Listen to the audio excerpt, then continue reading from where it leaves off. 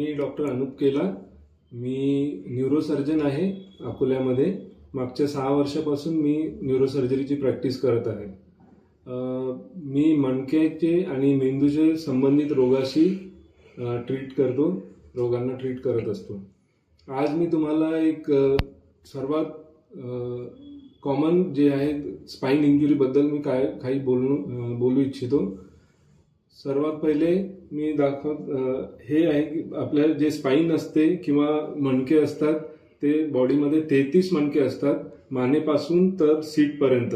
आणि ह्या मणक्यामधून आपली एक मोठी नस जात असते जी आपल्या गळ्याच्या खालपासून तर पायापर्यंत सर्व अवयवांना सप्लाय करते. तर बरेचदा आपल्याला असं आढळून येते की ॲक्सिडेंटमुळे आपल्या मणक्याला मार लागली किंवा पेशंटच्या मणक्याला मार लागल्यावर त्यांना बरेच प्रकारचे त्रास होतात.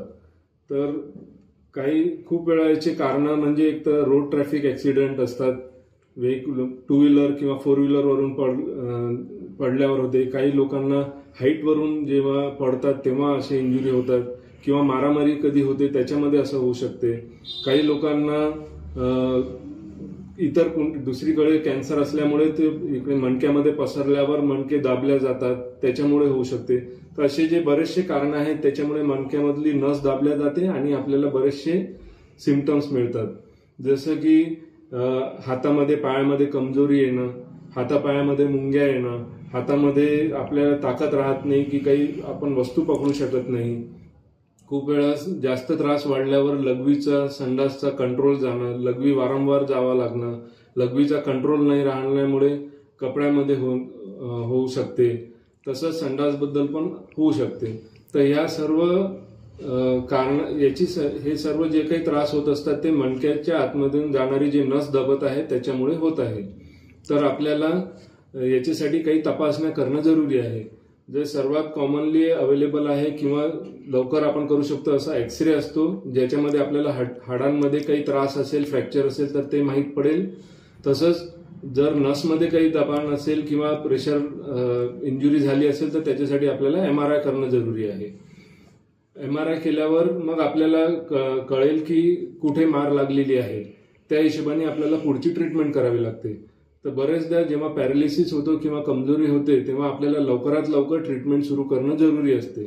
अशा पेशंटला बऱ्याचदा जितकं आपण लवकरात लवकर ट्रीटमेंट सुरू करणार तेवढी त्यांची रिकव्हर व्हायची किंवा नॉर्मल व्हायची पहिल्यासारखी ताकद येण्याची शक्यता वाढून जाते.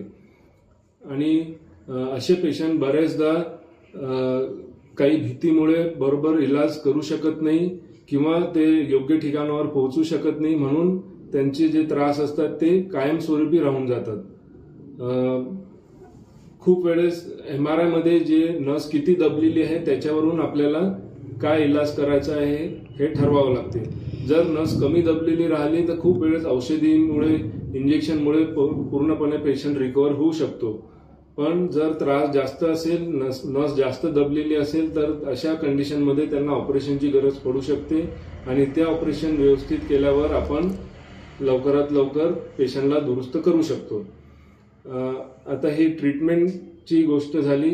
आता याच्यामध्ये इंजुरी झाल्यावर आपण काय केलं पाहिजे याच्याबद्दल मी थोडक्यात सांगेल.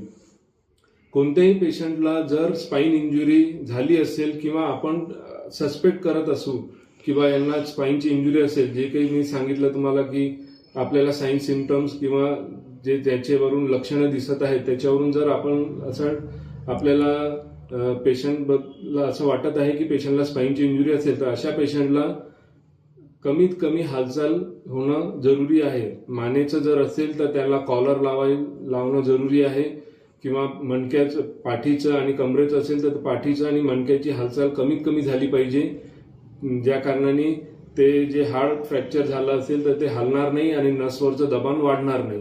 अशा पेशंटला लवकरात लवकर हॉस्पिटलमध्ये घेऊन जाणं, लवकरात लवकर खूप वेळेस त्यांचं BP कमी राहतो तर BP वाढवण्यासाठी औषधी सुरू करणं.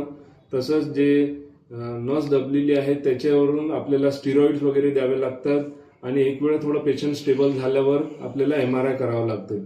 खूप वेळेस जे मणक्याला जेव्हा मार लागलेली असते तेव्हा श्वास घेण्यामध्ये पण त्रास होऊ शकतो.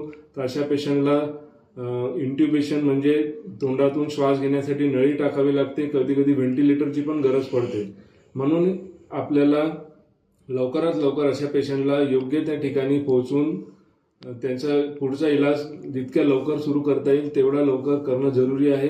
अशा कंडिशनमध्ये पेशंटची बऱ्यापैकी नॉर्मल सारखी रिकव्हरी होऊ शकते. तसंच जर डॅमेज झालं तर ते कमीत कमी होऊन आपण पुढचा त्रास टाळू शकतो.